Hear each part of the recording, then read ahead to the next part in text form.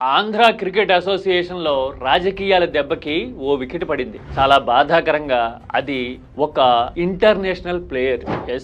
హనుమ విహారీ గురించే.